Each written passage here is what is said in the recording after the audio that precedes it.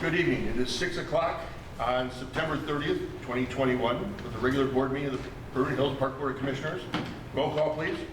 Commissioner Kessler? Here. Commissioner Senti? Here. Commissioner Robbins? Here. Commissioner Moline? Here. President Dorhofer? Here. If we could all stand for the Pledge of Allegiance, please. Pledge allegiance to the flag of the United States of America and to the republic for which it stands, one nation, under God, indivisible, with liberty and justice for all. The first item on the agenda this evening is the omnibus vote agenda. Items under the omnibus vote agenda are considered routine and/or non-controversial and be approved by one motion. If a separate vote on any one item is desired, it will be pulled from the omnibus vote agenda and voted on separately. Items included in the omnibus for this evening are the minutes of the special board meeting dated August 26, 2021, minutes of the regular board meeting dated August 26, 2021, payroll and payables through September 30th, 2021 in the amount of $695,186.81. Could I have a motion to approve the omnibus vote agenda? So moved. Second. Roll call. Commissioner Senti? Yes. Commissioner Robbins? Yes. Commissioner Moline? Yes. Commissioner Kessler? Yes. President Dorhofer? Yes. Next item is the welcome to visitors and guests. We're going to cut to recognition of Commissioner Mike Moline.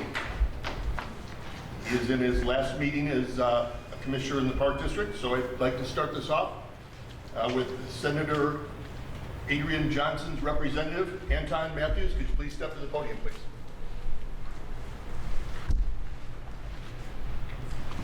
Thank you, President. Good evening, Board. Unfortunately, Senator Adrian Johnson was not able to be here with us this evening. She's not feeling too well, so out of abundance of caution, she has tasked me with doing this awesome presentation to Commissioner Moline this evening. So what I have here in my hand is a proclamation from the state of Illinois, and I'm going to read it. Just bear with me, it's a lot of whereases and kind of things like that, so I'll try to briefly get through this. Whereas the members of the Illinois Senate are pleased to congratulate Michael E. Moline on his retirement from the Vernon Hills Park District Board of Commissioners, and whereas Mike has been a resident of Vernon Hills since 2000 and has faithfully served the board and Vernon Hills community since 2003, and whereas since then, Mike has accomplished much for the children and families of the area, including to construct pickleball courts and local parks for all to enjoy, and whereas in addition to his time on the board, Mike has been an active member of the Vernon Hills Lions Club, engaging in humanitarian service to meet the needs of the community, and whereas Mike has also had a positive impact on countless young lives as a youth sports coach, and whereas to keep the community spirit alive,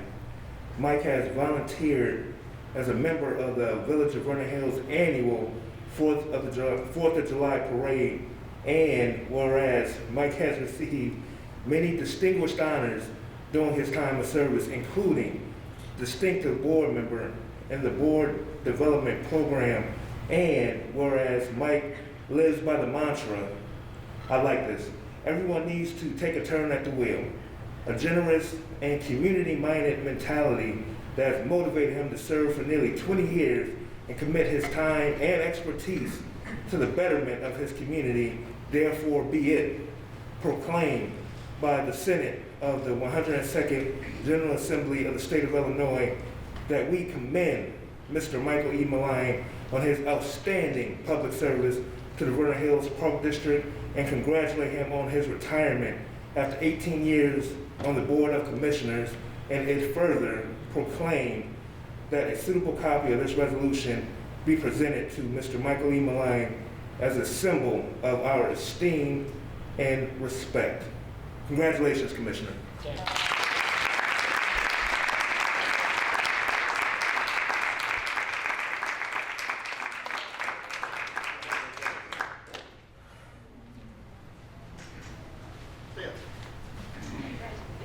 You're going to be here a while.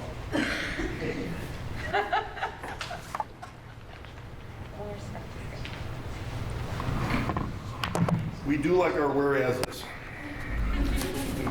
From the Illinois Association of Park Districts, resolution. Whereas the Illinois Association of Park Districts represents more than 2,100 elected officials serving more than 400 park districts, forest preserves, conservation, recreation, and special recreation agencies throughout the state of Illinois. And whereas the Illinois Association of Park Districts takes great pride in recognizing the accomplishments of its member districts and the thousands of elected commissioners who serve without compensation and hold the highest esteem these individuals who have demonstrated a deep and continuing commitment to the enhancement of recreational opportunities for citizens and the protection of natural resources in Illinois. And whereas Mike Moline has faithfully advanced the park, recreation, and conservation mission in Illinois as one of the 22 dedicated commissioners that have served the Vernon Hills Park District through its 48-year history. Mike has represented his community as a Park District Commissioner since 2003, working tirelessly to improve the quality of life and overseeing annual budgets that have grown to more than $12 million.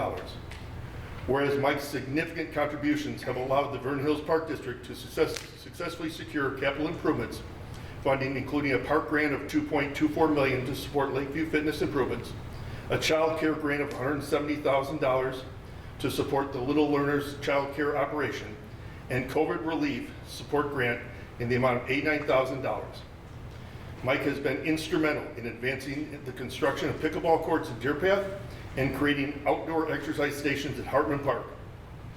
And whereas Mike's commitment to excellence has led the Vernon Hills Park District to receive an impressive 7 gold medal awards from the National Recreation Association in 2006, 2007, 2008, 2009, 2018, 2019, 2020. This prestigious award honors communities in the United States that demonstrate excellence in parks and recreation. Mike is also an active member of the Vernon Hills Lions Club and a strong supporter of youth sports, dedicating his time as coach. Those who know Mike have heard him say that everyone needs to take a turn at the wheel, and Mike has demonstrated his remarkable commitment at the wheel to lead his park district as one of the best in Illinois. And therefore, be it resolved by the Board of Trustees of the Illinois Association of Park Districts that we applaud Michael Moline on the steadfast leadership and heartfelt services he has rendered to the Board of Commissioners of the Vernon Hills Park District, and we honor the countless hours he has contributed to enhance the recreation of park, recreation, and conservation agencies, and wish him the very best in his future endeavors, with the knowledge that he is a person who will always give unselfishly of his time and great personal talents.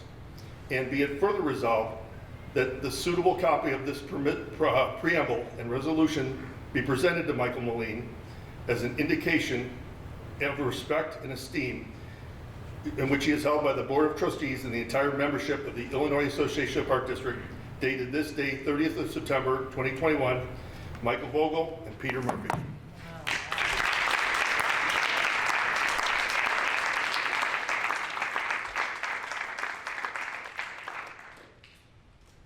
Commissioner Kessler? Get one more.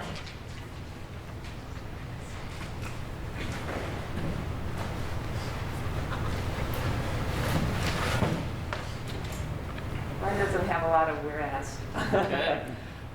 Michael E. Moline, 2003 to 2021, Board of Park Commissioners, distinguished board member. Thank you for your years of service and commitment.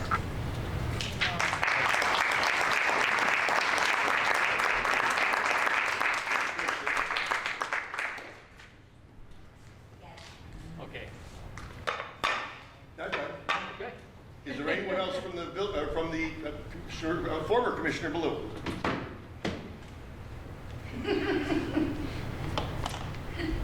Well, being in this same position about a year ago, I did not realize that I was only one of 22 commissioners that had ever served over there. I was like, wow, there weren't many of us, were there? But I served 13 years, and compared to Mike's 18 and 19, just a small portion. But I would like to thank Mike for all of his service, because he was with me the whole way. He was always right next to me at all the meetings, and always a source of information, especially historically, a lot of things that I didn't know, like, would always fill me in what was going on, and just his dedication to the industry and his commitment to our community and all of our residents. And believe me, when I say that, he was always looking out for our residents, all the way down to the last little dollar. So for that, I thank Mike and appreciate his friendship and service with him, and wish him good luck and enjoy your time. Thank you. Anyone else from the public that would like to just swear, please, you can come up and state your name. Yeah, my name is John Blackburn. I'm with the Vernon Hills Lions Club.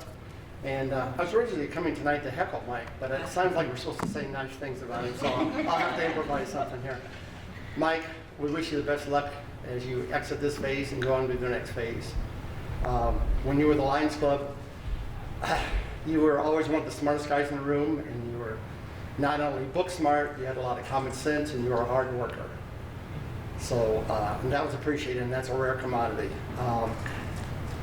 So from the Vernon Hills Lions Club, we thank you for everything you did for our club. And Sarah, she was doing a little too. And from the community as a member, as a resident, thank you for all the hard work all these years. I know the pay's not that good, so I'm very impressed. Thank you so much.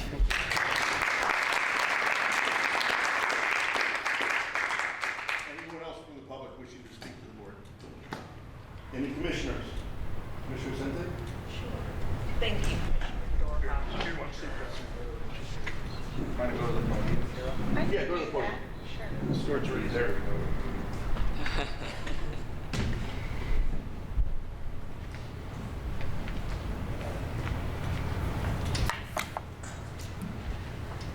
Mike, 19 years is a long time, and I appreciate that I've had 2 rounds with you, opportunities so far, so been able to serve almost 5 of those years with you.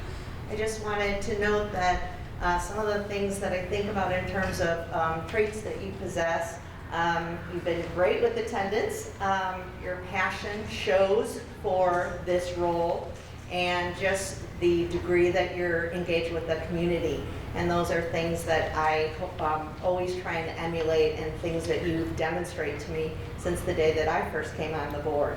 I also very much appreciate just your kindness, your friendship, your respect, and that's been very important to me. I think I've learned that we didn't always have the same opinion. Sometimes we did and sometimes we didn't.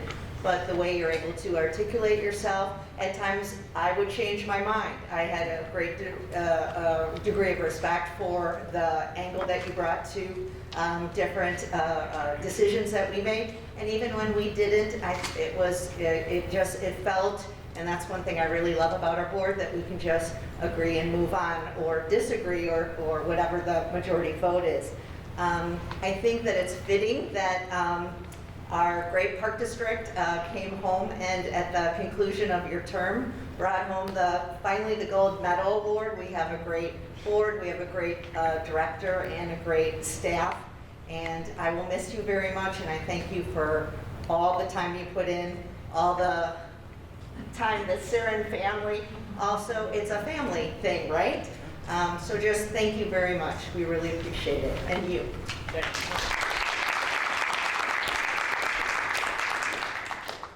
Executive Director? Yes, please. Step to the podium, state your name. Hi, Dustin Epstein, Vernon Hills resident for about 21 years. I wasn't planning to say anything, but Sarah gave me a look like I had to come up here. So if Sarah gives you that look, you have to come up here. But I want to actually thank everyone for everything that you guys have done for the Park District. I know Mike's been part of this for 18, 19 years. I've lived here for 21 years. My kids have experienced all of the Park District, as have myself. I'm actually headed to VHAC for 7:15 softball game, so thank you for those opportunities. And I want to also represent a pickleball group. Mike is very passionate about pickleball. I don't know if everybody knows this, but we have a WhatsApp group with about 45 or 50 people on it. And every Saturday and Sunday, in the morning, and most weekdays, you can find part of that group out there. And Mike's really been passionate about, building the facilities out there, not only at Deer Path, but now over at Lashin. And there's a huge group, a very popularity of pickleball has been growing, and there's 40 or 50 people who are regularly part of this group out there enjoying pickleball. So thank you, Mike, and thank you everybody for continuing to grow the Great Park District. Congratulations on your retirement.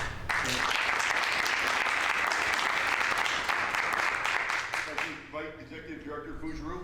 Mike, if you could go up with him, please, to the podium.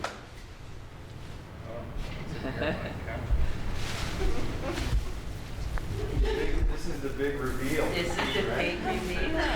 Fancy wrap. Yeah. Well, it was a pretty good segue there with pickleball. So, There it is. Could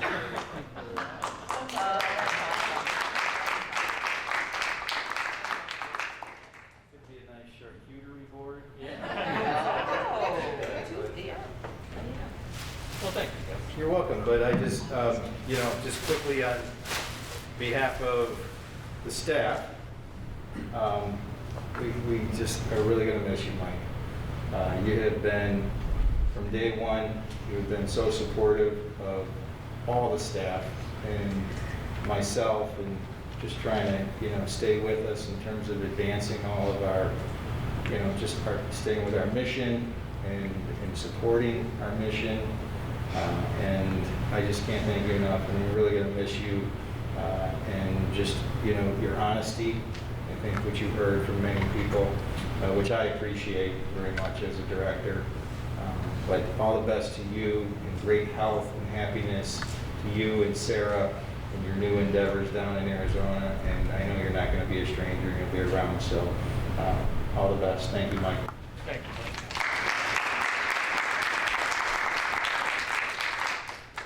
Is it my turn? Would you like to say something? Well, I don't know. What else is going on? I will only be a minute. No rush. First of all, I want to thank the affiliates for coming.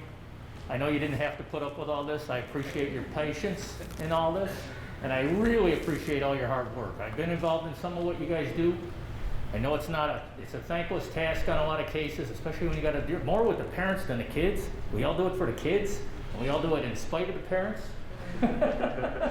So I thank you all guys all for that. I thank staff. We have the greatest staff anybody could ask for. We have a great board, but the staff is unbelievable. And I want to make sure that everyone understands that. That's why we won the gold medal. That's what made my job so easy. It was so easy to be 18, 19 years, went by quick because it was so easy because of our staff. So thank you guys all. Thank the staff. Thank everybody that's talked to me, said nice things about me tonight. And now let's get on with the meeting. Thank you.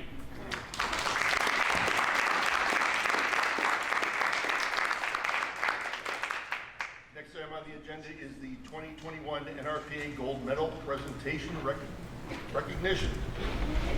Tracy Crawford, AAPRA member. Yes. You're already at the podium. I'm already at the podium. And I've got my readers. I'm dating myself. I apologize. Good evening. This is such an honor. My name is Tracy Crawford, and I'm representing the American Academy for Park and Recreation Administration. I'm also tonight representing Musco Lighting. Today, I am honored to present you with the National Gold Medal Plaque Award for your community.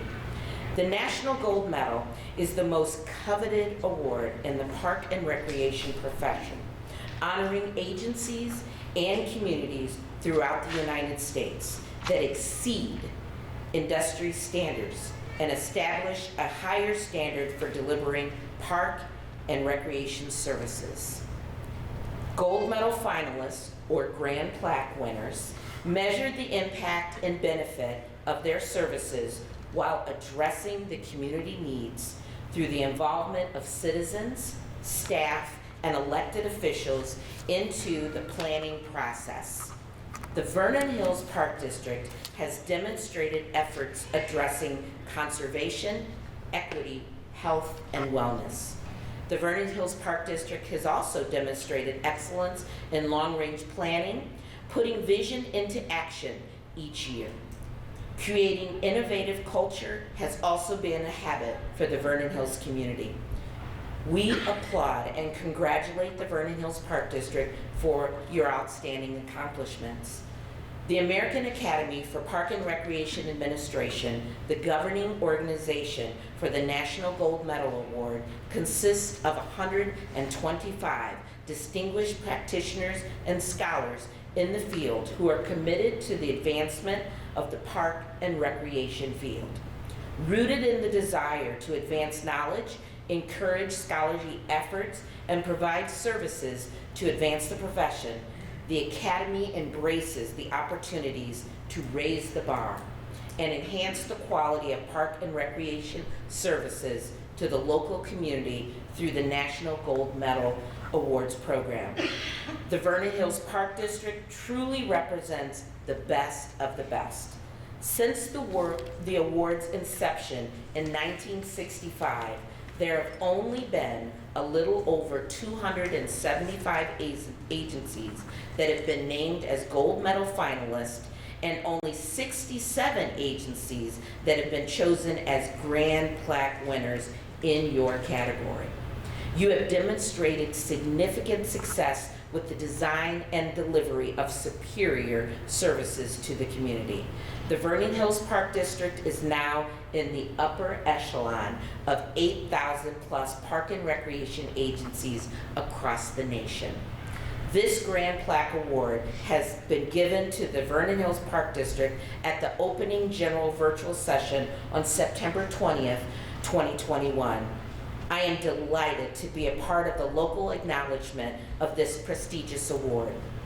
On behalf of the American Academy for Park and Recreation Administration, Musco Lighting, and the National Recreation and Park Association, we congratulate the Vernon Hill Park District on your success. Congratulations.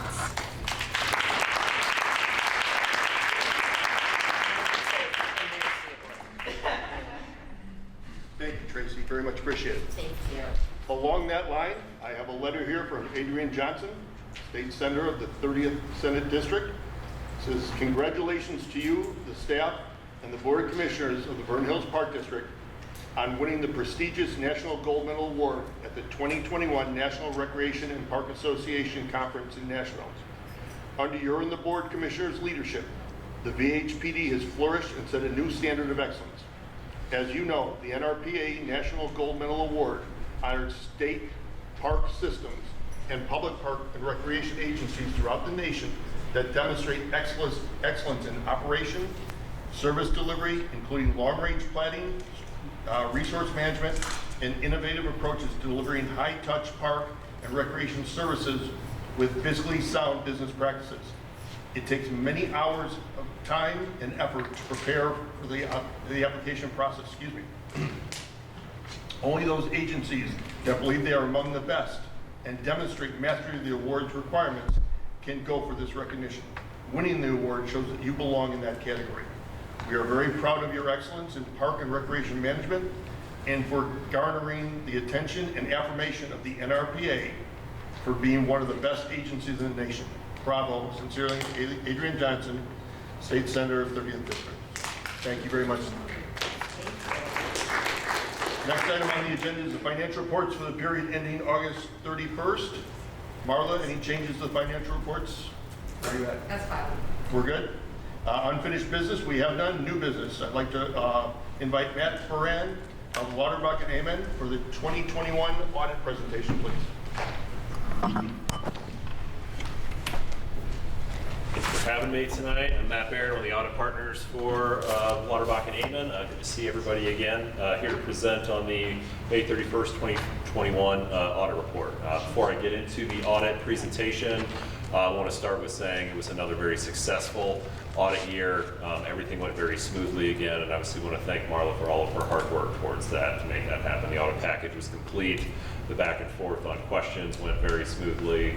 Follow-ups happened timely as always. So I just want to thank her for all of her hard work and efforts to allow us to get here to today. So As far as the presentation goes, we have 2 documents that we'd like to go over. It looks like everyone has hard documents, so we're going to start with the audit report. It's the thicker of the 2 documents, and then we'll go to the management letter after that. So I'm going to take us through a high level here tonight. If you have any questions along the way, please feel free to ask as we go. I'm going to take us through and hit the high points. As we open up the audit report onto page 6, it looks like this, the Certificate of Achievement. Last year's audit report for the Park District earned the Certificate of Achievement Award. It's the highest award as far as financial reporting for government accounting. We submitted for it last year's report. Here's that award. We are going to be submitting this year's report and do not see any reason why the Park District will not receive this award again for next year's audit. 2 pages, 3 pages after that has the Lauterbach and Amon letterhead upon it. Mike, it's the, if you want to follow along, Mike, it's the thicker of the 2 ones that you're looking at, the one that's got the report. We're on to page 9. So this is the opinion page. This is the main thing that we provide you as the auditors. And with this, we gave you an unmodified opinion again this year. It's the highest opinion we provide. Essentially, we're saying 3 things: that the audit report itself is free of material misstatement, or in other words, the numbers are what they say they are. The Park District has an adequate internal control framework in place. And third, the audit report itself is in compliance with all government accounting standards. A couple pages after that, on page 12, is the start of the MD&A. What this section is a narrative summary of everything that's within this audit report. So rather than flipping through all 100 and whatever pages of this would be the high-level summary for you to be able to read. Since I'm going to be covering this in my presentation, we're going to flip on past this whole section and get right to the meat of the numbers. Head forward to pages 26 and 27. On pages 26 and 27, this is your balance sheet for all of your governmental funds. So this is what you budget on. These are the funds that you look at as far as how's the Park District doing during the year from a financial standpoint. Far right-hand column is your totals. Second number up from the bottom, we have a total fund balance across all of your funds of $3 million. As we break that down to what that means, left-hand column, we have about 1.3 million in your general fund, which is your main operating fund. And then as we look at what is our functions that we're doing here for recreation, we have the recreation fund is at 2.2 million, which is then offset with our Lakeview Fitness is at minus 1.3. And then there's another minus over there on the right side of Family Aquatic of minus 434,000. So as we go forward, let's flip forward to pages 30 and 31 so we can see how we actually did this year. Again, all of our funds here, this is what you're budgeting on. We're comparing our actuals here to what our budget would have been. Far right-hand column, third number up from the bottom, we had a total decrease this year of 73,000. How that happened, as we go across, we look at the funds. General fund actually had a positive year this year, increase of 256,000. Revenue was consistent with budget, and expenses were held across every function below budget. However, we can look at our recreation and Lakeview Fitness, so none of this should be a surprise. Thanks to the environment that we're in with COVID, we had significant decreases in what was budgeted for as far as our charges for services. Those ultimately were offset with significant decreases in expenses, but we still ended up with decreases for both of those funds of 100,000 and 140,000 for Lakeview Fitness. Still, at the end of the day, general fund and recreation are still at a healthy fund balance for both of those funds for you at the end of the year as we look forward into the future. Any questions about these before we flip on to the rest of the audit report? Any questions from the board? Please. As we go forward, I just want to hit a couple high points as far as what's within this audit report so you guys know where things are as we're looking.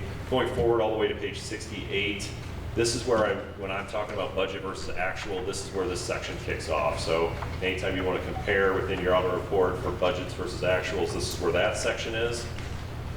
And then the last thing I would like to point out is in the back. So as part of the Certificate of Achievement, one of the things that gets added is the stats section. The stats section is a 10-year running history here for the Park District of a lot of both financial and operational type information. I'm not going to go through all these, but there was one I just wanted to highlight and point out to you just because I think it's interesting based on the times that we're in, is on page 100 and 101. Pages 100 and 101 are your total across all of those governmental funds, your revenues and your expenses. You can see third line from the top, we have charges for services. And as we're going across, you can see we're around 5 million for multiple of these years through 2016 through 2019. And then thanks to the pandemic, we're at this year $1.8 million. So I think this is just going to be an interesting time as we look back at this audit report, what the impact was due to the circumstances that we were in. And the same would go as you look down further as far as the expenses go. You can see we had a pretty consistent way with expenses, and then this year we dropped off again because of the hold of expenses because programs weren't happening. Any questions on the audit report before we talk about the management letter? Go ahead. All right, so flipping on to the management letter. So within the management letter, this is additional information that we provide you to the board of management of information that we saw during the audit report that doesn't fit, or saw during the audit that doesn't fit quite within the audit report. Typically, these are things that we would look at as far as a couple different categories. If there was internal control issues that we noted during the audit, we would identify those to you. Other informational types or best practices we also communicate to you. So how this gets broke up is current recommendations and prior recommendations. So every prior one we've given you, we'll show those again and give you an update whether it's been implemented or not, and then any new ones are within the current section. Within this, we had one current new recommendation. We had two funds that went over budget. The capital fund was over by $225,000, and the family aquatic by about $7,000. Basically, with capital, that does tend to happen sometimes depending on the timing of when projects do occur. So this is not unusual. I'm sure Marla can provide more information on these if you'd like any of how they went over budget. As far as the other ones, the ones from the prior year, we had 3 from the prior year. 2 of them are basically one and the same. Funds not in compliance with fund balance policy and funds with deficit fund balances, which I already called out, which were Lakeview Fitness and Family Aquatic Center. So you guys, this is no new information for you, just more of this is what we're supposed to communicate to you. And the last thing is a new GASB standard. There will be a new GASB standard implemented next year related to leases that we will help the Park District implement within your audit report. So just an FYI for you. But as you can see with that management letter, and as I led this presentation off at the beginning, it was another very successful year within the audit. It was a clean audit. And if you have any questions for me, I'd be happy to answer. Any questions?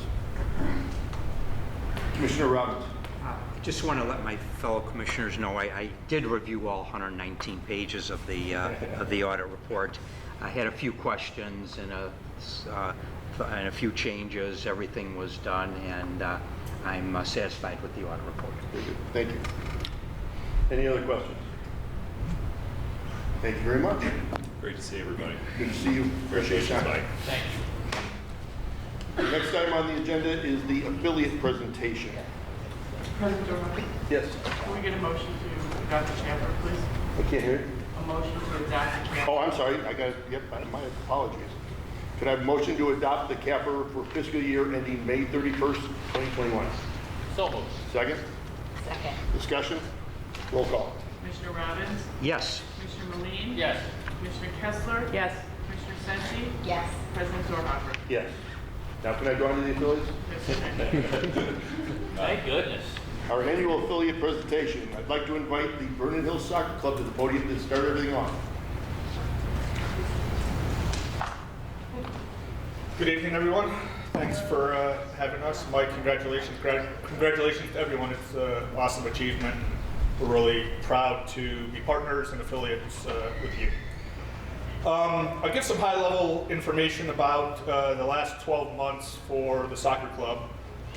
We saw a great rebound from COVID, right? So as a reminder, not that everyone needs it, there were no sports at all last spring. In the fall, we had recreational numbers of about 200. This year in the fall, we have recreational numbers of just shy of 350. And that also includes 3 additional teams on travel. So we grew some recreational kids into travel. So numbers are looking good right now, about an 18% increase year over year.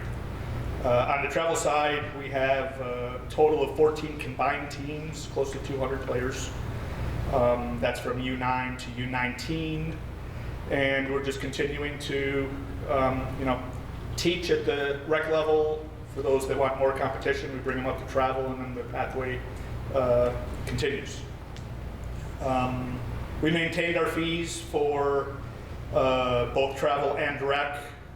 We did give some credits back last year for cancellation of indoor and some other services, but right now our cash flow is okay and we are on budget. State of the soccer, I mentioned this, I think, virtually last year.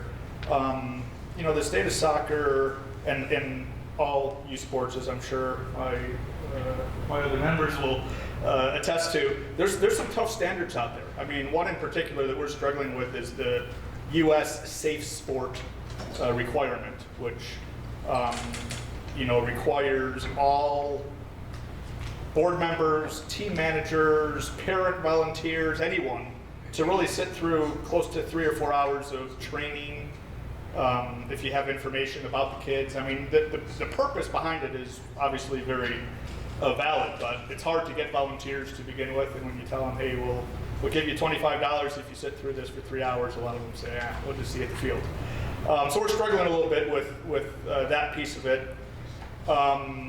There's also a referee shortage for soccer in particular, not just assistant referees that run the sidelines on our older kids, but just referees in general. We have some U8, U9 games that we'll ref ourselves. The assigner will call on Friday night and say they can't find anyone. I think some of that has to do with parent behavior, and it's been going on for a long time. We've been trying to educate our parents that it's not fun to come out for an hour and get paid whatever you get paid and get yelled at for the entire hour about how you did your job wrong. So we're working on that, at least locally, from a education perspective. Chicago Cup, we had a Chicago Cup this year, which was great. It was our 7th annual cup. Huge success after the cancellation last year. Thanks to the Park District and the Village and the high school and the other affiliates for working with us on that weekend and allowing us to have over 425 games on 24 fields, close to 50 championships were crowned over the Labor Day weekend. And 72 and sunny didn't hurt that. So it was a great weekend. Our relationship with the high school continues to grow and is strong. We're participating in the soccer senior night, as we do every year in a couple of weeks. And then the last thing, just from a strategic perspective, the turf has been wonderful for us. It's being utilized 7 days a week, probably 4 p.m. to 10:30 on the weeknights, 8 to 8 minimum on the weekends. So we have a lot of activity out there and a lot of people coming into the village, and we don't get enough, a ton of compliments about the facility as a whole, and thank you guys for that. I think that is all of my update. Oh, and the last thing, we are working on the financial statements for this year. We're a fiscal year 5/31, so I never have them to present to you now, but we'll have them in the coming months. We've already started providing the accountant with that information. And I think that's it, unless there's any questions. Any questions for the soccer club? Andrew, thank you very much. All right, thank you guys. Thank you. Next, I'd like to invite the Vernon Hills Sports Club to the podium, please.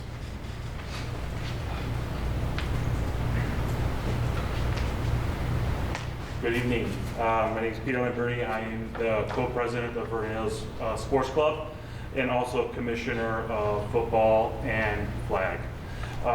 This year, we are excited to have a season due to last year not having one.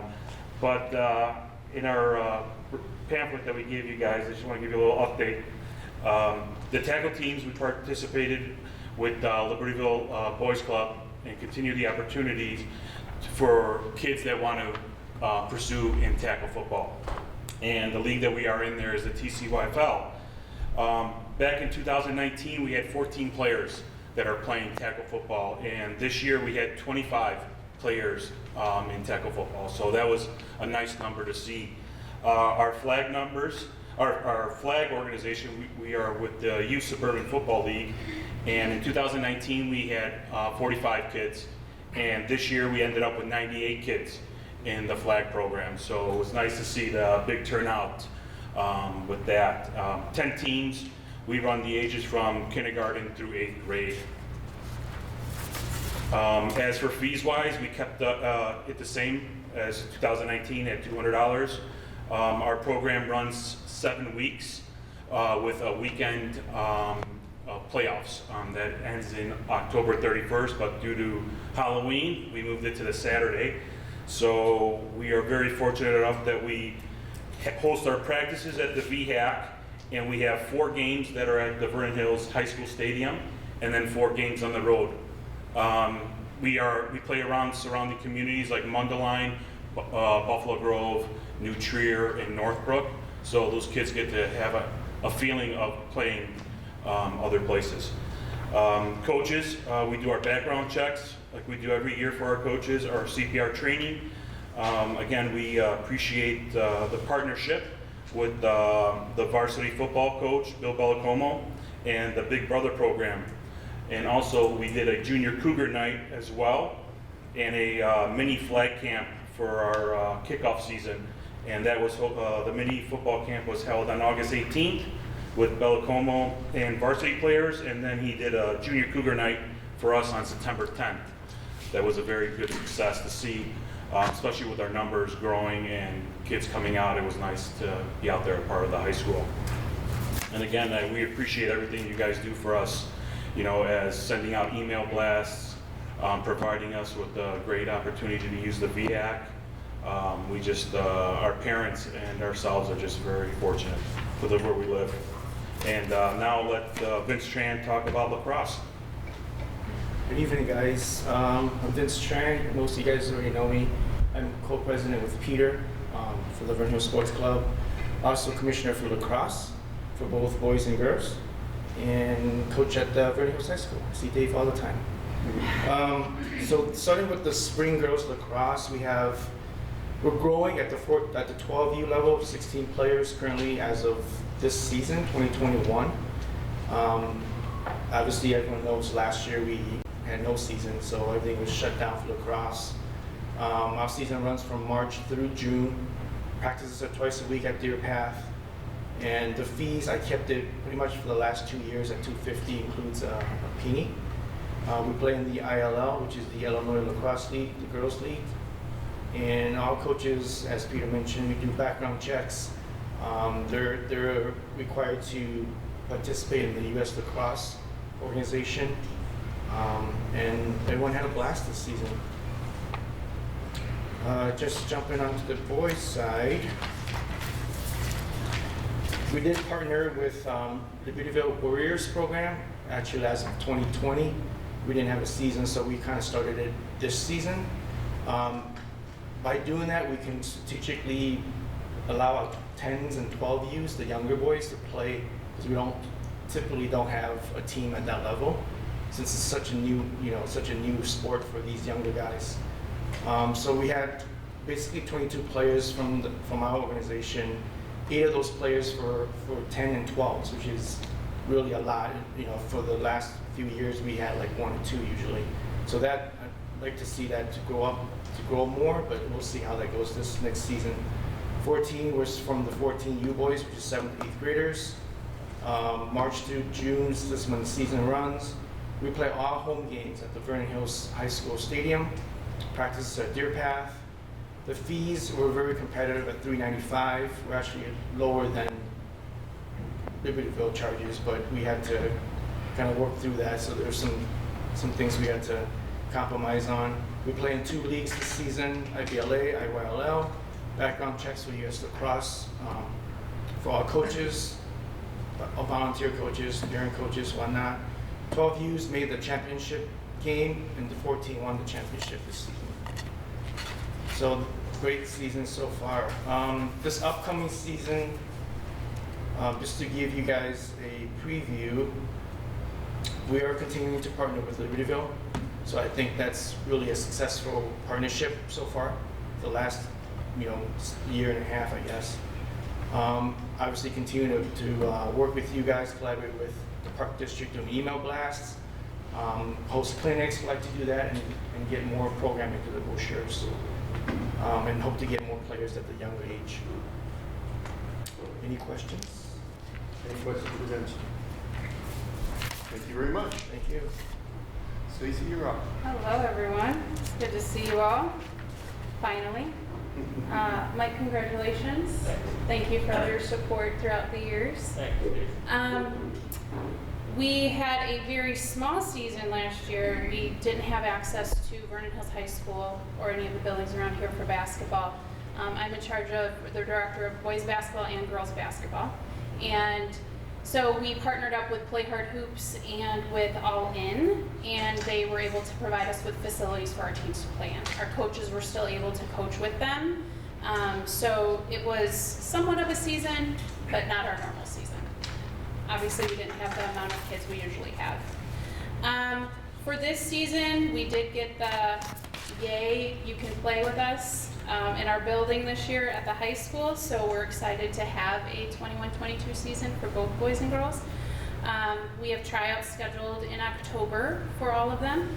And we'll have our team selections pretty much the week after those tryouts. Our fees have pretty much stayed the same throughout about 3 or 4 years. Our boys is anywhere from 4th to 8th grade, and then our girls is 5th to 8th grade. We hope for 2 teams at the boys level, and we usually get 1 team at each level for the girls. The girls has now been pulled under the Vernon Hills Sports Club. We are no longer an entity of our own. So we are now combining with the Vernon Hills Sports Club. So boys and girls basketball will be under, it just made sense. And it's hard to find volunteers to help me out on the girls' side, and all of the people who were helping me had children that were probably your daughter's age, and they were like, we're gone. So I had to find some younger people to help me that were able to stick around and take over when I leave. So our season starts in November, and we end usually around March. The girls, as you might remember, Mike, NIGFBA, which we went through, the Northern Illinois Girls Feeder Basketball Association, has collapsed due to COVID.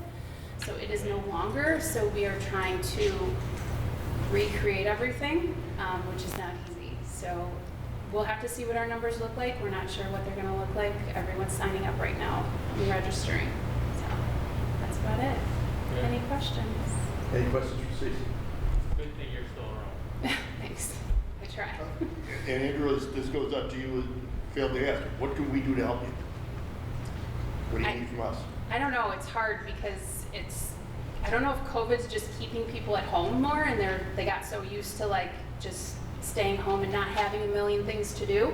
But if you can just blast out, to your groups and people, and giving us, even kids who've played in your program before, and that we can send out blasts to them, as they go through. I think that's helpful. I don't know, anything else that you guys can think of? I think you're right. I think it was just the partnership that we have with you guys. Because I noticed for my flag program, when you guys did your email blast and promoted my flag program, I was getting more registration. I think as Vernon Hills Cougars, I think they don't realize what we have or what we offer for the community. And so things that we try to get involved in is like, websites, going to, public areas, trying to get advertising, and moving forward like that. But it's just trying to get those young kids out there knowing what we offer. But it's hard to compete with travel organizations on the outside. Yeah. But we do appreciate all that you do for us. Thank you very much. Yeah. Thank you. Andrew, anything? Yeah, no, I think the blasts are something that are helpful, and we're going to take hopefully a little more advantage of. Thank you all. Next, I'd like to invite Vernon Hills singers to the podium. And as full transparency, I am also a director in the Stingers program. So, Mary Pat? So you don't want to do this? Nope. Okay, great. Thank you, and congratulations to the board, the park board, on your awesome award. I saw some great posts on it, and congratulations to you, Mike, and to Sarah. Good luck to you in the next phase of your lives. Thank you. Thank you. So just a quick update on the Stingers. So the Stingers has been serving the Vernon Hills community and beyond for over 25 years. Last year we had 6 teams, 1 at 10U, 2 at 12, 2 at 14, and 1 at 16. And we had 72 participants amongst those teams. And we really were impacted by COVID, as everyone else we've heard speak tonight is. Our annual tournament usually draws 60 to 70 teams at 4 different age groups. And in 2021, we were not able to draw enough teams to field the 10U division. We were only able to draw 28 teams for the entire tournament. And we definitely saw the impact of that on our revenue for the year. And our profits as a result were down $9,000 to $10,000, and this is our biggest of our 3 fundraisers that we do each year. So for this year, we've raised the fees by about 10%, $100 at each age group, and we just finalized and are starting our 2022 season. We've added a second team at the 16U level, so now instead of 6 teams, we have 7. But we've gone from 73 players to 74 players. So, quick math will tell you that, each team is struggling to be fielded. We need additional players. We're looking for players in pretty much all the age groups, and we'll continue to look for more players. So, to answer the question of how can you guys help, any blast, any recommendation of players, anyone who knows anyone, we could definitely use more. For this season, we have 5 paid head coaches. And, I think this is an interesting fact, but I think the thing that's a little bit more interesting is just kind of the diversity of our coaches, our head coaches, as we go into this year. With the 7 coaches that we have, 4 of them are female and 3 of them are males. And of the 4 females, 3 of them are under 30, which has been a big initiative that we've had to really kind of diversify the coaches. When I think back to 12 years ago when my daughter joined the program as a 14-year-old, I think there was 9 teams, and all 9 teams had a dad coach. Their kid was on the team. And that's not saying that they weren't the best coaches out there, but I do think that this gives us a little bit more credibility to be able to have coaches that don't have kids on the team. And so this is kind of a neat stat for us as well. Some of the strategic improvements for this coming year, one of the things we'll continue to work with, and especially after COVID, there's increasingly more families that have financial constraints. So, we have the opportunity, we offer the opportunity to, help any family that does need help in this regard. And we're also looking to improve our infrastructure, our outside performance training, having a batting instructor, and possibly more catching instructors.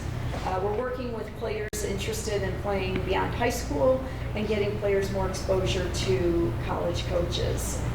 We will expand the number of outside paid coaches, especially for high school age players. Right now, most of our paid coaches are at the lower levels, so we will continue to work on that.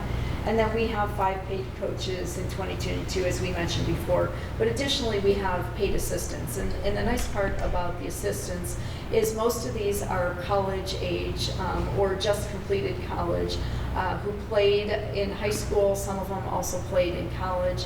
And they have were in the program and have wanted to come and give back and be part of the organization. And our ultimate goal is to prepare our players for high school so they can be key contributors to their teams.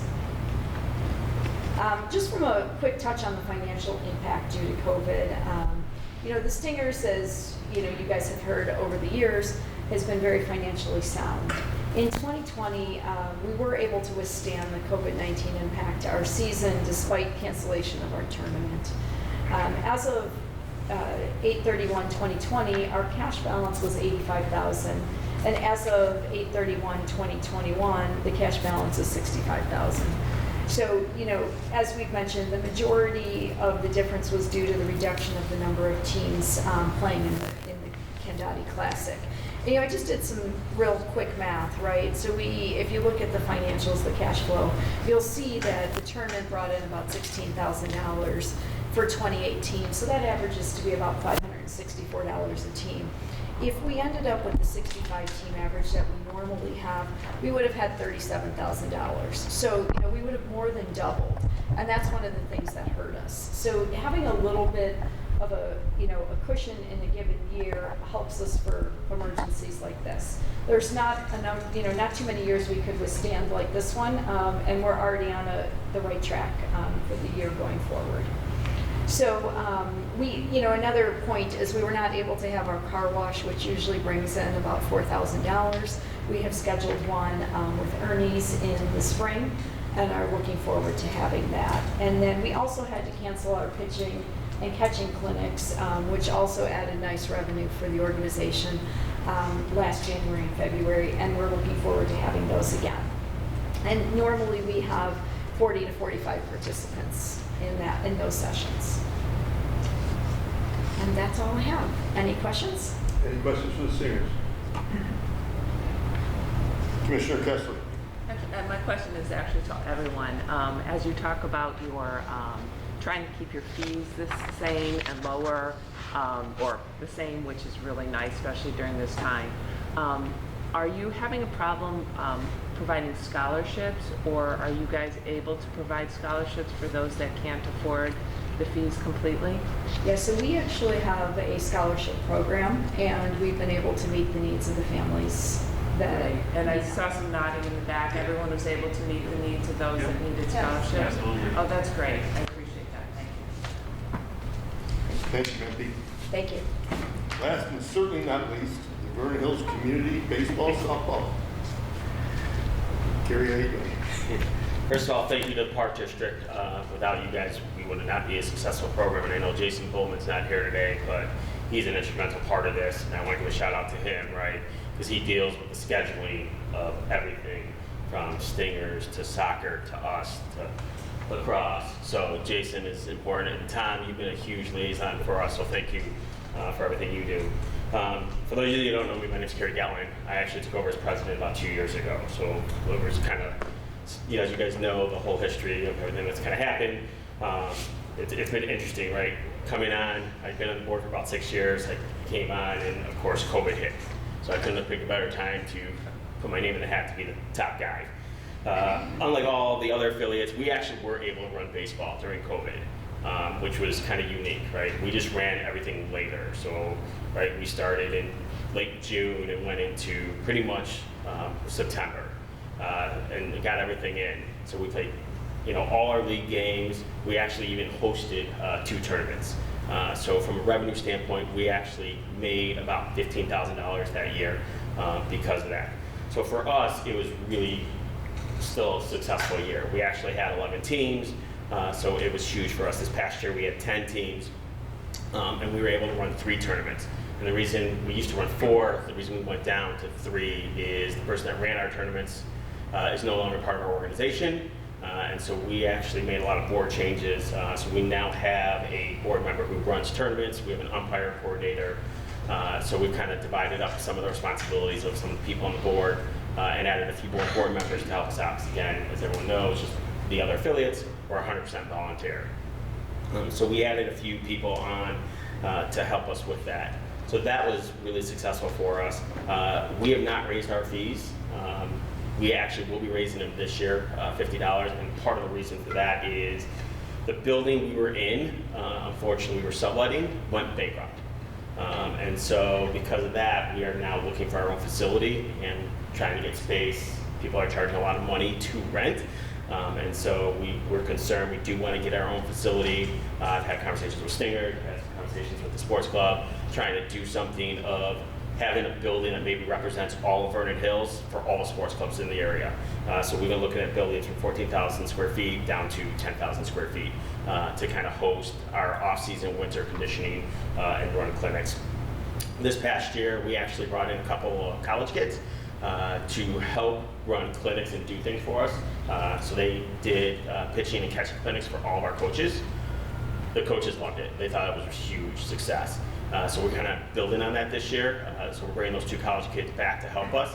In addition, with Eric Levin taking over the high school program, we actually having the high school now coach our 14U teams this year. So it won't even be dad coaches anymore, which is great. Because as you see, and again, Stingers feels it, basketball doesn't feel as much, but there's a lot of club teams out there that are taking our players. Parents have the belief of club is better than community. I've always been under the belief of play with your friends. When you get to high school, go play the club, right?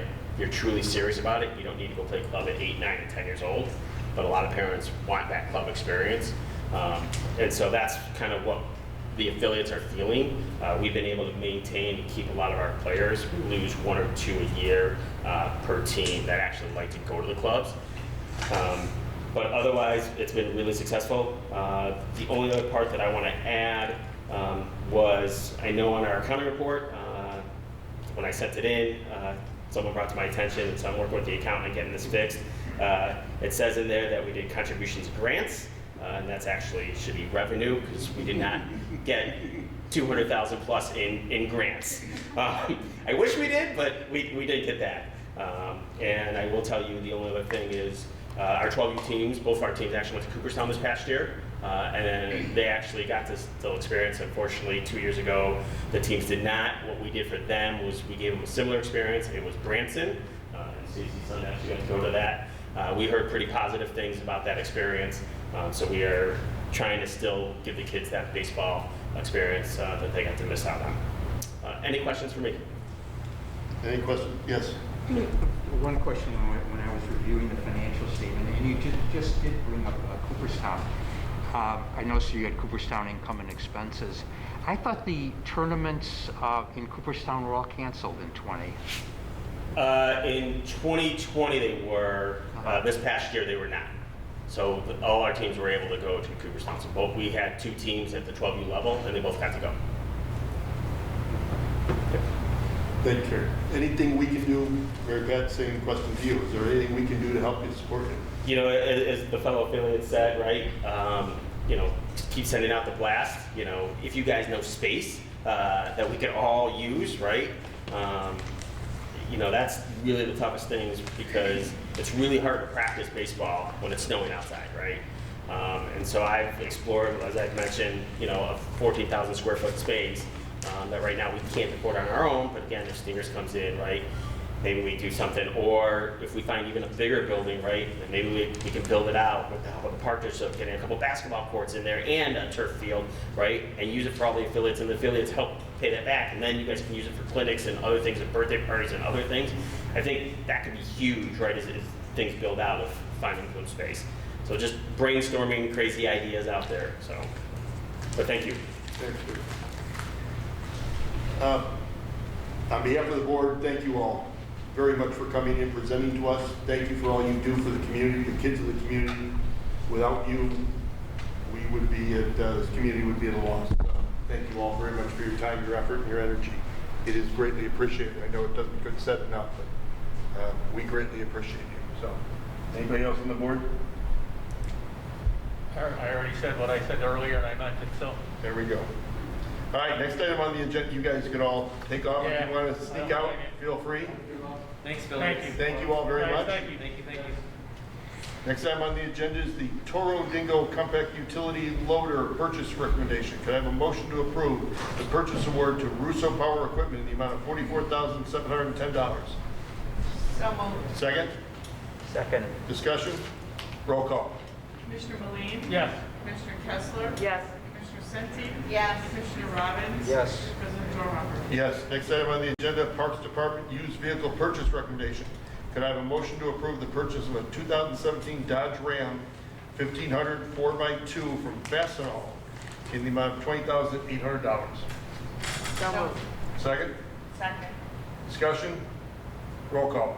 Commissioner Kessler? Yes. Commissioner Senti? Yes. Commissioner Robbins? Yes. Commissioner Maline? Yes. President Dorhofer? Yes. Next item on the agenda, 2022 Program Bid Award, Program Guide Bid Award. Could I have a motion to award the 2022 Program Guide Printing to Paulson Press Incorporated in the amount of $34,500. So moved. Second? Second. Discussion? Roll call. Commissioner Robbins? Yes. Commissioner Yes. Senti? Yes. Commissioner Meline? Yes. Commissioner Kessler? Yes. President Dorhofer? Yes. Next item on the agenda is the semi-annual review, approval, and/or release of closed session minutes and/or destruction of audio tapes. Would any commissioner like to make a motion to make the minutes of the closed session dated April 22nd, May 27th, 2021, and August 19th, 2021 be made available to the public, it having been determined by the board that they no longer require to remain confidential? So moved. Second? Second. Discussion? Roll call. Commissioner Robbins? Yes. Commissioner Meline? Yes. Commissioner Kessler? Yes. Commissioner Senti? Yes. President Dorhofer? Yes. Would any commissioner like to make a motion that the park board hereby determines that the need for confidentiality still exists as to the remaining closed session minutes or portions thereof not previously released for the public inspection, and the same shall not be released for public inspection at this time? So moved. Second? Second. Discussion?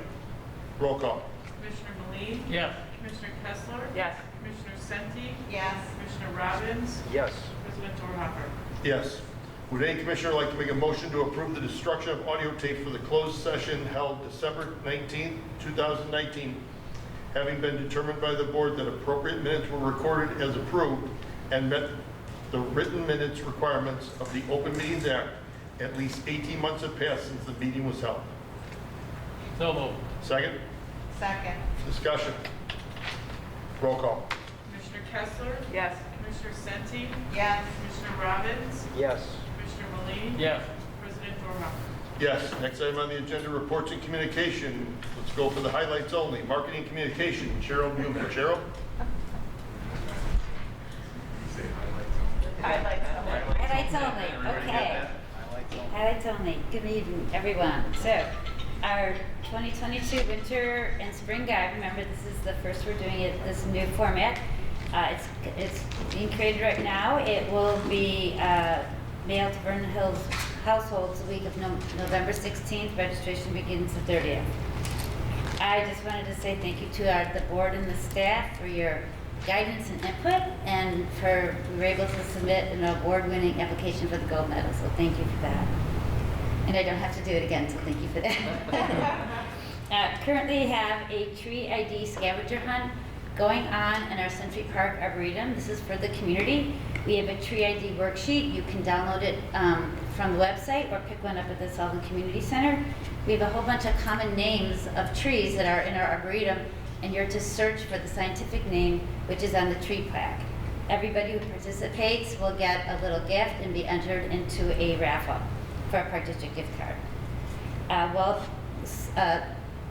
Keep track of our website and our social media. We'll be doing another Halloween this year, so leading up to our Fall Fest event on October 29th, we'll have a pumpkin carving contest and some other activities. So just watch our website and our Facebook page for more information. And lastly, we do have a Veterans Coat Drive currently going on. We are partnering with our GLV Chamber of Commerce and also the Midwest Veterans Closet. It's a nonprofit organization which collects artwork for local veterans and their family. We have a drop box in our Sullivan Community Center, and we'll be accepting donations through November 16th. Thank you. Any Thank you very questions? much. Next item on the agenda, Finance HR Superintendent Marla DeSico. Marla? Good evening, everyone. I will be very brief. Start with a couple of thank yous. Thank you to Commissioner Robbins for reviewing all 119 pages and providing us with his comments. We did make some changes based on his comments, so it will be even a better audit next year. So thank you. And then thank you also to Lauterbach and Amman. They were just super this year. It's so nice to work with them. Both Jennifer Martinson and Veronica D were great, and we hope to have them on our team next year. I'll just mention that we will be getting, this will be the third time we'll be getting some money back from Paderma, so they've been a great partner due to COVID, because insurance usage was down. We got money back in the past year for both liability and health, and now as part of their campaign to draw new members, They're going to be offering a discount if you have both their liability insurance and their health insurance, which we already do. So for doing nothing, we'll probably get about $7,000 back next year. So that will be very good. And Mike, I've worked with you for all of your years here. I still think of you because you came 2 years after me as the new commissioner. And it's just ever cemented in my mind that way, but it's been a pleasure working with you. So thank you. Thank you, Marla. Any questions for Marla? Thank you very much. Next item on the agenda, Park Superintendent James Kim. James?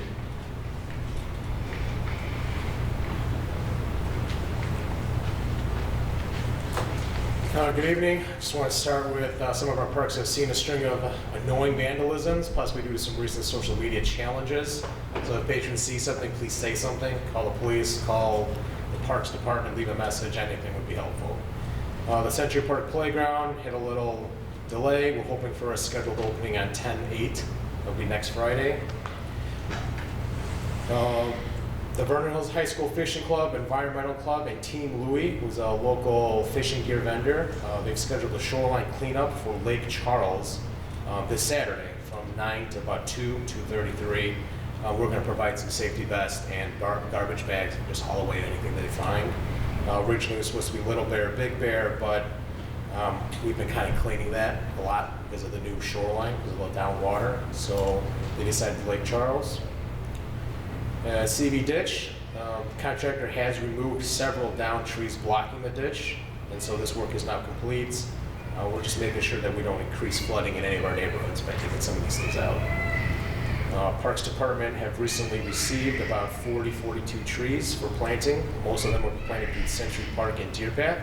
If any patrons have questions about these plantings, please just call the Parks Department. And last, just want to follow up on comments of the National Fitness Campaign presentation.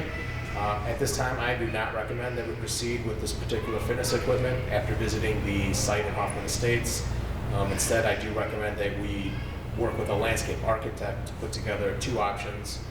One, replacing the individual trail fitness stations at Century with new ones, or a second option to create a large fitness station similar to the north end of Century with more fitness equipment and remove several of the trail fitness stations. So that's a ongoing discussion that we continue to have as we have more board meetings. And that concludes my report. Is there any questions? Any questions for James? Just to clarify, the vandalism that's happening due to social media challenges, if they see something happening immediately, they should call the police, correct? Yes. Don't call the Parks Department if you see something happening at that time.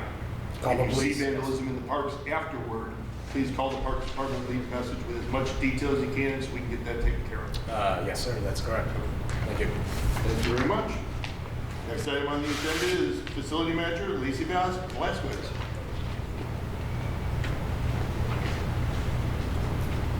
Good evening. Lakeview Fitness has partnered with the National Academy of Sports Medicine and the Athletics and Fitness Association of America. These are two different programs that many of our instructors and trainers are certified through, and this partnership will allow them to get their continuing education credits at a discount. This partnership is actually also extended out to our members, so any of our members at Lakeview Fitness are welcome to take part in any of these certification opportunities, and they will also receive the discount by simply naming that they are with Lakeview Fitness. We're currently hiring at Lakeview Fitness as well for customer service representatives, personal trainers, group fitness instructors, lifeguards, swim coaches, basically everybody. So, so anybody who is looking to work with the Park District is welcome to apply online. The fall season for turtle swim team and swim lessons has begun and is doing well. Our outdoor group exercise continues. We plan to continue doing outdoor classes well into November as long as the weather continues to hold out. And we have planned ahead for when the weather does turn and we will be moving indoors. We'll have classes split between Lakeview Fitness and the Sullivan Community Center, and we will continue to offer some virtual options as well. We continue to meet with marketing to get the word out about the new programs that we have coming that will be in the new brochure coming up. And I would like to thank the Park District staff again for donating to the District 73 food drive. They had a call out on social media asking to help refill their pantries, and we had a great response, so they were very grateful for that. And lastly, on Wednesday, October 27th, we will have staff out at the Vernon Hills High School for their Healthy Lifestyles Fair. We'll have Heather Rabbit will be on site with a personal trainer, and they will offer some sort of fun fitness challenge that will be part of their fair. Something that we participated in for about 3 years now. And that's all I have, unless anybody has any questions. Commissioner Sente. Thank you. Lacey, I just have 2 questions. The facility attendance for the month, is that up from July? It was down by about 200 visits. So in July we had 5,761 visits, and in August we had 5,459. Okay, and also I was wondering if we had any success or interest with the free Sundays, if anyone new possibly joining? We did, actually.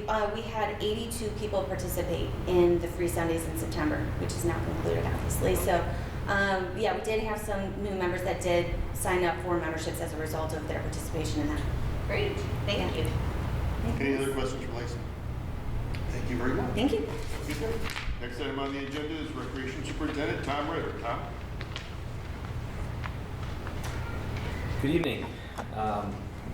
We're now into the start of the fall school year, so all of our programs have either begun or just about to begin, whether it's preschool or childcare or dance.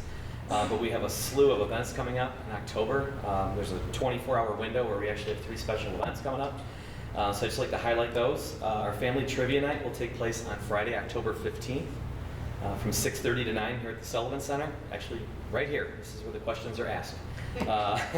Teams of 6, and we used to contract out to do it, but now we have our staff actually put together the questions, and they really do a nice job. Impressed me, I have to say, last year. So we're looking forward to that again. A team of 6 is $50, and individuals can sign up for $10, and we get them placed on teams. The next morning, Saturday the 16th, from 11 to 1, is our annual Trunks and Treats event. It's held in our Family Aquatic Center parking lot. It's basically a trick-or-treat with vehicles. There's dump trucks and police cars where the kids get to go from vehicle to vehicle dressed up and get candy. We encourage families to bring out their pets as well and dress them up if they would like. It's only a $3 admission. We usually get several hundred people to come out. Nice that it's spaced out in a big parking lot. We also have hay rides as well, so it's a fun day. And then we close out that busy weekend with our second Have a Laugh comedy showcase. As you may recall, in July at the Aquatic Center, we had our first comedy showcase. It was a great success. It is a 21 and over show. It will continue to be a 21 and over show. But we're really excited to have Larry Reed.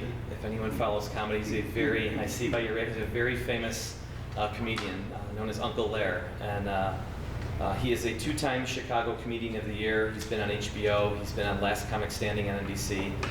He's anchoring the show with 2 other comedians as well. Again, that's on October 16th. It'll be held here in the Sullivan Center. We'd love to keep it outside, but it's a little risky with the weather. So the registration is available. Tickets can be purchased for $30. We will not be having food at the event, but we will still have beer and wine available for purchase. Doors open at 6. Show starts at 7. We're excited to have Fall Fest back, one of our largest special events every year, on Friday, October 29th, from 6 to 9 p.m. The key thing I want to mention here is instead of a capacity of about 1,000, we've cut it to 500 for obvious reasons, just trying to keep it a little bit more spaced out in today's times. Magic show, blacklight dance party. The report says balloon art, but it's actually some inflatables, and we always have a costume contest, which people absolutely love. Either families or kids, it's all by age, come up on the stage and show off their wares. So we love giving them their prizes. And finally, we are approaching the youth basketball season. It's so nice to get back to normal. Last year we were one of the few, we were proud to actually run a youth basketball program. It was very modified, but most communities just didn't do it because of the timing. We made it work, and with much smaller numbers, so we're hoping that things rebound to normal. The registration deadline for youth basketball is the key I want to get out, which is October 18th, if people want to register. The season starts in January with practices in late November, but there's a whole process of obviously getting the kids registered and teams formed. So October 18th is our deadline. And that's my report, unless you have any questions. Any questions? Thank you very much, sir. Yep. Next item on the agenda is HR Risk Manager Jessica Mitchell. Jessica. Good evening. I would like to start with encouraging the community to check our website for posted positions. As other staff members have alluded to, we have a lot of openings. Also, the leadership team had met with Candace Fisher, the Director of Organizational Development from HR Source, to discuss diversity, equity, and inclusion, and this is linked to our strategic plan for DEI initiatives. The leadership team will be meeting monthly to discuss how we can further this and involve staff at all different levels, the community, and the board as well. Little Learners Child Care full-time teacher Kathleen Corcoran was just hired. She goes by Katie. She started on August 30th. As far as safety, the Paderma Loss Control Review has been revamped and now is referred to as the Risk Management Review. They're kicking that off this year with the slip, trip, and fall assessment. Determined facilities, including the Sullivan Center, Lakeview Fitness, Park Maintenance, and Family Aquatic Center will be assessed for slip, trip, and falls. Certain key staff have been designated to do that. Also, our risk management consultant, Jackie Pierce from Paderma, has left Paderma and has moved on to a different career opportunity. And we do not have a new consultant assigned to us yet, but once we do, we will be able to share that. The START Group is a training and consulting business that focuses on OSHA standards. Recently, their director, Mike Kelly, met with myself and James Kim to look over the district's lockout, tagout, confined spaces, and respiratory programs. And he reviewed what we had in place and spoke very highly of what was established by James, and really felt that he kind of set the tone as far as what other park districts do. So thank you to James for establishing that. And again, Mike Kelly, the director from START Group, just was going to provide minor tweaks for us just to update things that we could do as time has passed since James started that. And finally, the safety committee did meet on September 2nd and will meet again the first week of October. Any questions? Any questions for Jessica? Thank you very much, Jessica. Next item on the agenda, Executive Director Jeff Fuscher. Jeff. Yeah, I'll just sit right here. My bag's killing me for carrying you guys today. Did you guys hear that? No, it doesn't feel like that. Timing's everything. That was not good timing. I'm going to go to the podium. That's service for you. Thank you, Victoria. Okay, so I'm gonna just echo comments earlier about just a hearty congratulations to Mike for almost 19 years of service, public service, and as a reminder to the general public, our commissioners serve with no compensation, and they put in a lot of time away from their family to basically contribute back to the community. So once again, Mike, just thank you on behalf of the staff, the district. Thank you, Sarah, and your family for giving up the time as well, and just helping us continue to be a top-notch park district, and it starts at the board level. And you've been just a fantastic person to work with. So again, congratulations, Mike, on your retirement from the park board. And then the gold medal. I want to thank Commissioners Kessler, Duerhoff, and Sente for joining the staff this past week in Nashville. I just have that, you saw those photos that you all got, had a chance to see, capturing those moments where, we were all kind of sitting together, almost hand in hand, waiting so anxiously for that announcement, and to hear Vernon Hills Park District get called was just a really fantastic feeling. The anxiety just came kind of rushing out. And I think those of you who, I think my wife was more nervous than probably me and any of us, but it was good to have her along. And it was really, really appreciative of the board to allow our leadership team to attend that conference as well and be a part of that. And the gold medal. And lastly, on the gold medal, I want to thank Cheryl for all of her leadership on that project, which she's been a part of for 7 years. and finally being able to capture that, is just fantastic. And I know she's happy that she doesn't have to do it for another 5 years. So thank you, Cheryl, for all your efforts on behalf of the district with that.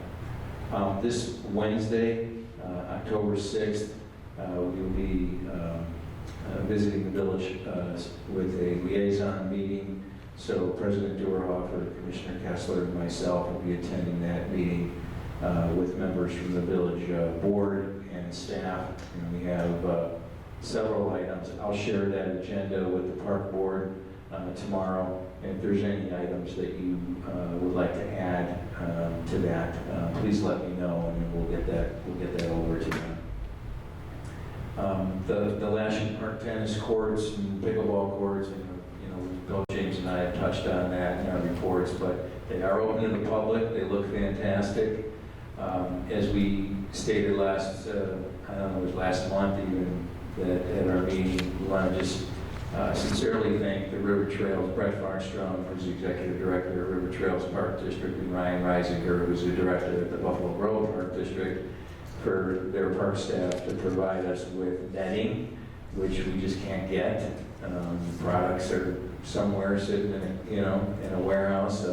Our contractor is telling us sometime next week that they should have new nets in, so we'll swap those out. But that gave us the ability to open our facility a couple weeks ago, so we're grateful for their assistance on that. And then just a couple other things. Amy, I know, has been working with the board on any updates of your IPD accreditation processes, and so she'll be updating that, providing that status to all of you in the next week or sometime sooner than that. And lastly, just to the affiliates, I know they've all kind of jumped out, but what they do for our organization and the hours they put in to provide all the different athletic activities for our youth in our community and beyond is just immeasurable. So, from the staff's perspective, Tom and Jay work with them very closely, but we certainly, if these parent volunteers were not coming forward to assist, we'd be in a different ballgame trying to run these programs. And I'm sure all of them that were up there tonight would just pass out to the community that if any parent can continue to give their support or help in any of those sports that they might have interest in, their doors are always open. So we want to continue to provide that lifelong experience to our youth in our community. That'll conclude my report. I'd be happy to answer any questions. Any questions for Executive Director Fuscher? Thank you very much. Next item on the agenda is Commissioner Committee reports. We have none. We will move to board correspondence. I have received the letter from Senator Adrian Johnson, which I read earlier. We also received the following to Executive Director Fuscher. It says, thank you so much for your gracious hospitality and assistance during our Congress on your corner event at Century Park in Vernon Hills. You and your team at the Vernon Hills Park District were terrific to work with, and we greatly appreciate your hosting this public forum. As always, I enjoyed the chance to engage community members in open dialogue to discuss their thoughts and concerns. While events like this allow me to share the work I am doing in Washington, D.C., more importantly, they allow me to learn what issues my constituents would like to see addressed.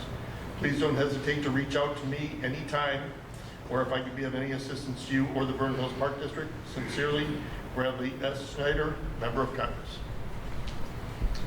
With that, we'll move on to Commissioner comments. Commissioner Robbins. Yes, Mike. I enjoyed working with you the last 12 years that I've been on the board, and I wish you and your family good health and happiness in your retirement. Thank you, Bruce. Commissioner Sexton. I said what I said earlier, Mike, but it's really been a pleasure. And don't be a stranger. No. Thank you very much. Commissioner Kessler.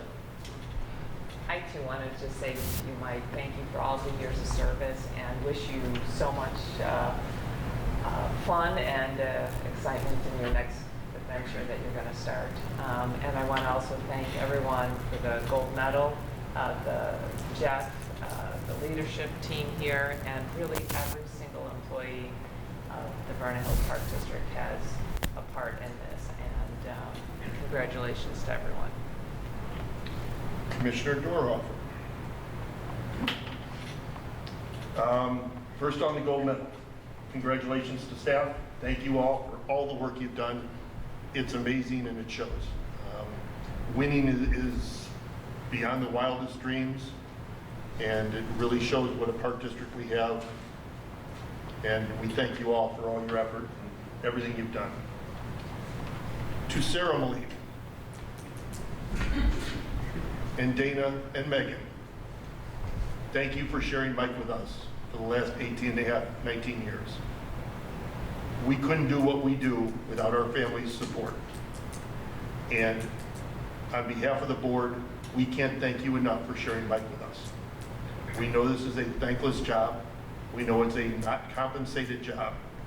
And for you and your family to have given as much time and effort into this community as you have, we were forever grateful to you, and thank you. Michael Cesar, thank you. Can't say enough for what you've done for this community in all forms.